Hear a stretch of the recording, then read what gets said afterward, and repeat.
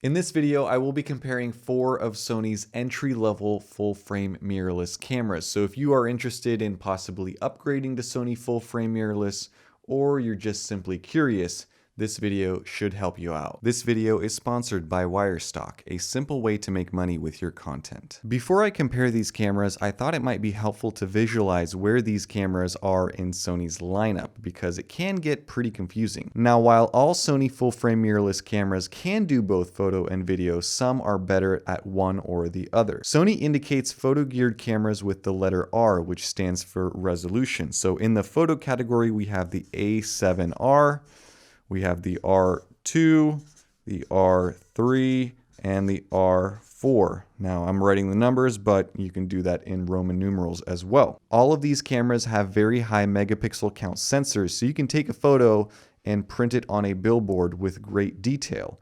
On the video side, Sony indicates video geared cameras with the letter S, which stands for sensitivity. So we have the A7S, we have the A7S II, the S3, and that's it for now. That is a 3. So these cameras all have lower megapixel sensors, which allow them to let in more light. So for low light, these are certainly better. Then we also have what I'd consider as top of the line cameras for Sony. These are the Sony A9, the A9 II, and now the A1, which is new. These are pro cameras designed with speed in mind. So sports shooters, the paparazzi, these are the cameras for you. Finally, right in the middle, we have the Sony A7, we have the A7II, we have the A7III, and the A7C. These are hybrid cameras, so they do video and they do photo equally as well. They're just not geared towards one over the other. So this is what this video is going to be about. These are in general a little bit cheaper than getting into some of these other full frame cameras, especially the top of the line ones.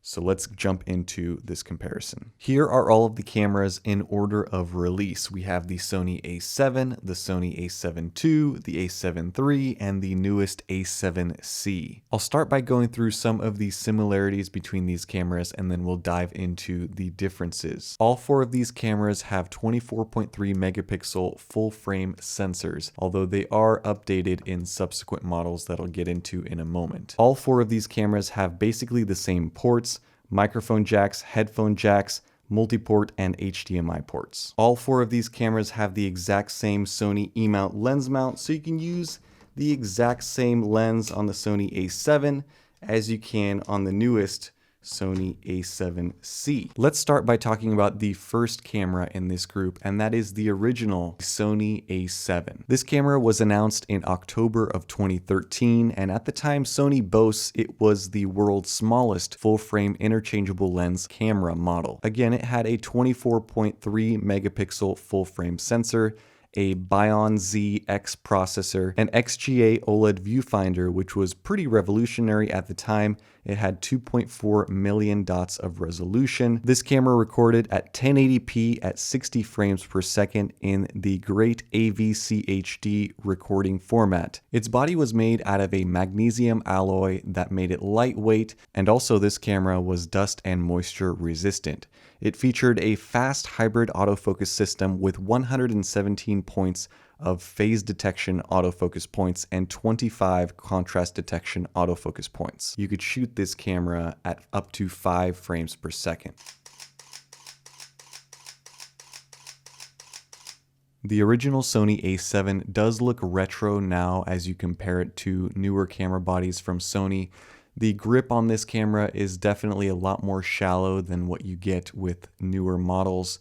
And overall, the camera body is slightly thinner than the newer models from Sony. This camera is the only one out of the 4 that does not have any sort of stabilization built into the camera body. So there's no IBIS here. You do want to use stabilized lenses if you want some sort of stabilization. Ultimately, this is a good camera body. The problem with it is that it's a bit slow. So it's slow to start up, it's slow to take photos, it's slow to process photos. The autofocus is a bit slow. It's also not the most reliable in the world. There are not as many autofocus points on this camera as on newer models. It is at this point an 8-year-old camera, and you can kind of feel that it feels a little bit more vintagey. There are plenty of people that use the original Sony A7 in a professional setting, and you can still do that, but you either have to live with the compromises of the slower autofocusing system or get really good with focusing on manual lenses. Almost exactly a year later, in November of 2014, Sony announced the A7 Mark II. The big selling point on the A7 II was now this camera featured in-body image stabilization, or as Sony called it, 5-axis sensor shift image stabilization, which they said offered 4.5 stops of stabilization. This camera had the exact same 117 phase detection and 25 contrast detection autofocus points. However, Sony claimed that it had a 30% improvement in autofocusing speed and a 1.5x improvement in tracking. This camera also offered a better codec for video recording, still only at 1080p at 60 frames per second, but now you have the XAVC-S format, which was improved, better detail, and this camera also had S-Log2, so for video work it was a bit better. You'll notice that the grip is significantly improved, much larger. This improvement alone made a huge difference, especially when you're using heavier lenses for longer periods of time. You'll also notice that the overall body on the A7 II is just a little bit thicker than the original A7. There are a couple of extra custom buttons. You'll see custom button 1 and 2 on the top, and some of the dials and knobs have been relocated, or they've changed the grip on some of them. For example, the scroll wheel on the back is a lot easier to grip and turn than it is on the original Sony A7. The front panel on the A7 II is also magnesium instead of plastic as it is on the original A7, and the lens mount is reinforced, and you'll notice that especially with lenses. Here is the original A7. There's a bit of clicking and movement there. On the A7 II, there is no clicking and no movement. So the A7 II is definitely a solid improvement over the original A7. It feels a lot more modern in the hand, and it is definitely quicker. And a lot of folks use this camera even to this day, even though it's, a 7-year-old camera at this point in time. The color, the sharpness, the overall optical quality of what you were getting with this camera was solid. Before I continue and talk about the amazing A7 III, let's talk about today's video sponsor, Wirestock. Now, you may own one of these cameras, or maybe you're looking at buying one of these full-frame cameras, and you might be thinking they are quite expensive. The nice thing about photography and videography is that there are plenty of ways to make money doing what you enjoy doing. And so when Wirestock reached out and wanted to partner up with me, I thought this was genius. Why have I not heard of this before? In simple terms, Wirestock is an easy way to make money selling photos and videos online. Instead of creating 7 accounts on major marketplaces like Shutterstock, Adobe Stock, 123RF, Alamy, Dreamstime, Deposit Photos, and Pond5, with Wirestock you have one account from which you can simultaneously upload to all of these websites, plus other marketplaces, platforms, and agencies. You upload once and it goes everywhere. They also have easy submission, which automatically keywords and captions each photo and video you upload for free. Wirestock offers higher royalty rates and discoverability because you are sending your content everywhere with no additional effort. And because you can do this from a single account, all of your payments are also sent to a single account, meaning you can track your earnings from a single dashboard. And with Wirestock, there are no monthly or flat fees. They only charge 15% of royalties, which means they only make money if you make money. So if you have one of these cameras, or if you're looking at getting one and you want to earn some extra passive income on the side, quite easily I might add, definitely check out the link down in the description below to Wirestock. Special thanks to them for sponsoring this video. Now let's get back to this 4-way comparison. The A7 II came out in 2014. A whopping 4 years later, Sony announces in February of 2018 the Sony A7 III.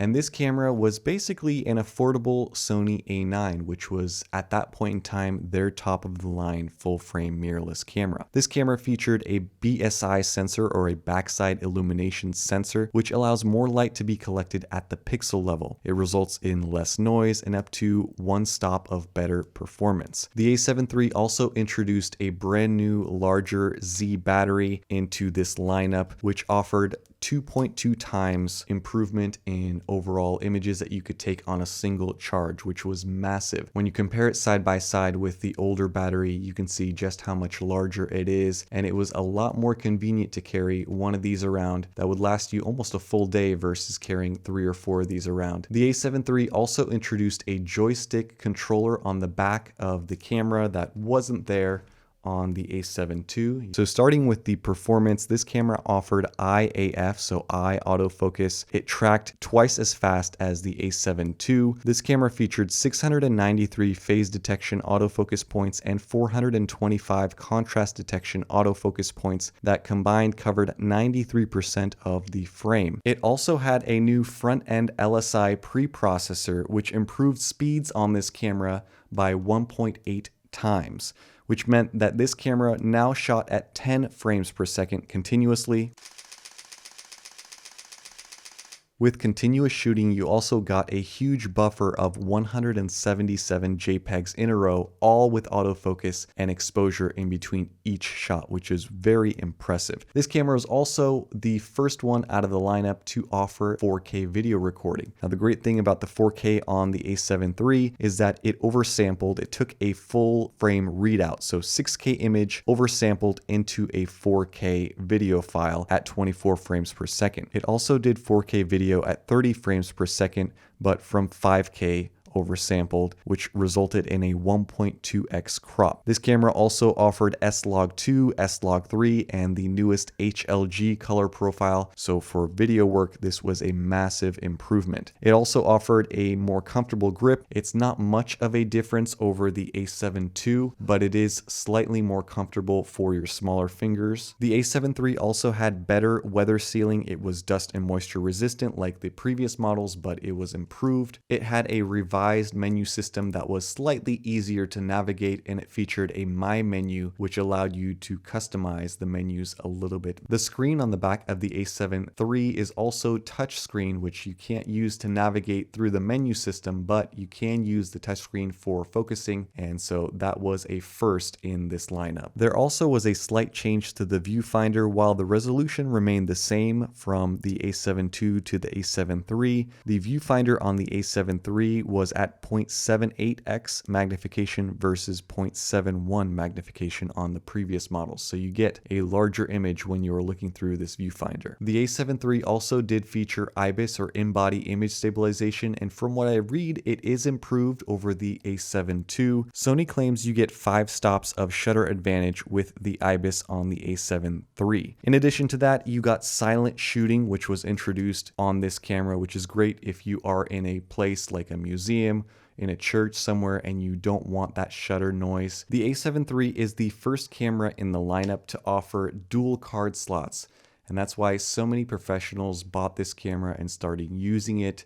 Prior to this, on the A7 II, you only had one SD card slot. The last thing that I'll mention on the A7 III is that it offered vastly improved color science. Sony introduced this new color science. Obviously, this is several years newer than the A7 II and the A7, so the improved colors with the A7 III were huge. In the end, the A7 III proved to be a very capable, very popular camera. It was a bestseller, and to this day, it may be a bestseller for Sony. Almost a full 3 years later, in September of 2020, Sony announced this, which is the A7C. Now, the C in the A7C stands for compact, and what this camera is essentially an A7 III, but packed into a smaller camera body with a couple of tweaks and adjustments. Sony claims that this is the world's smallest full-frame camera with image stabilization.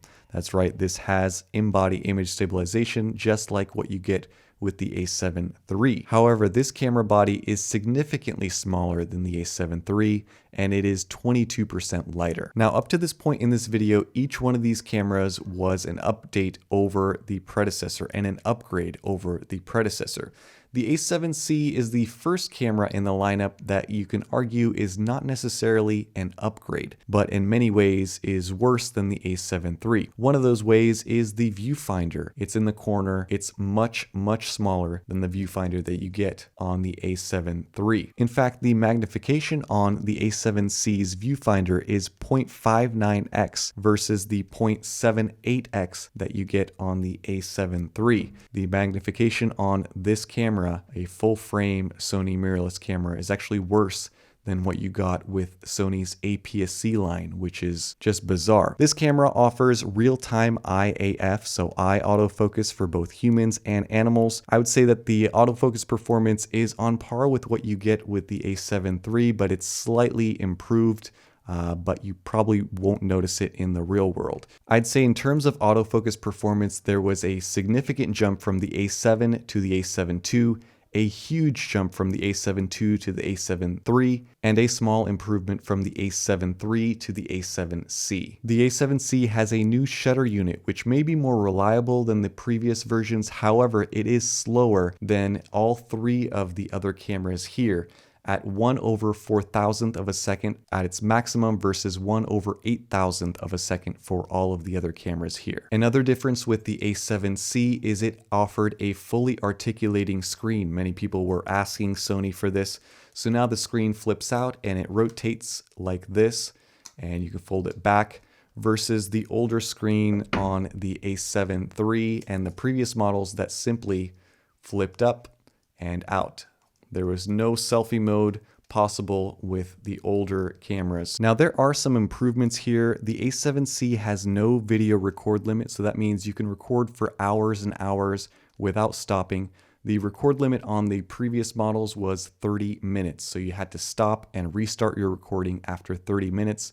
Versus you can go on forever for as long as you have battery and space on an SD card. In addition to that, Sony solved the overheating issues with the A7C. The previous cameras did tend to overheat after about 45 minutes or so of 4K video recording, specifically the A7 III, because that processor did heat up. The A7C has much better port flaps. I know it's a minute detail versus the sort of mess that you get with the A7 III, kind of just dangle around and move around, and yeah, they break off. I've seen a lot of these broken off. The A7C also has Sony's latest color science, so the colors are slightly improved over the A7 III. This camera also has gyro data, so you can stabilize your video footage in post versus just having to rely on your IBIS, although it does have IBIS as well. If you look at the body of the A7C, you'll see that it is very simple. The scroll wheel on the front is missing that you get on the A7 III,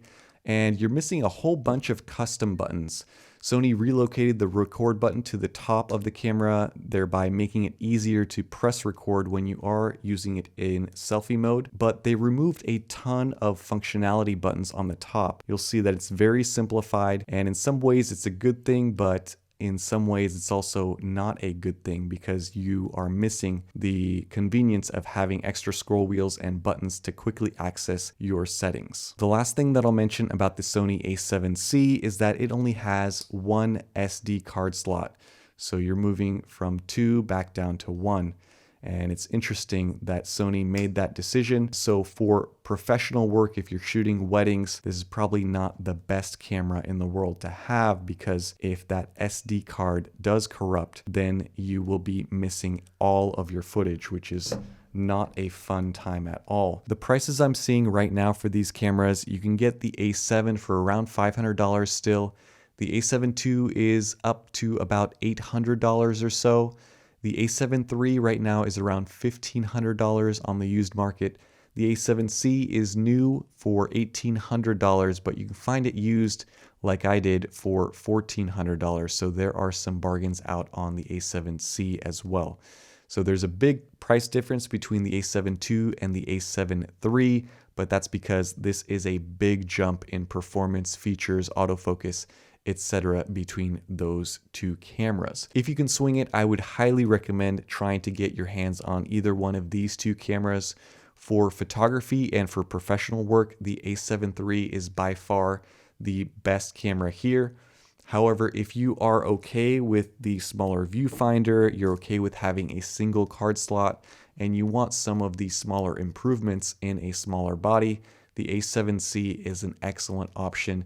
And I think right now, for the money, especially because you can find it for a little bit less on the market, this is the best deal in full frame Sony mirrorless cameras. So that is it for my 4-way comparison of these full frame Sony cameras. I hope you guys enjoyed it and you learned something from it. As usual, I'll post some links down in the description below. So if you are shopping for one of these camera bodies, or if you just want to check pricing, please check out the links below.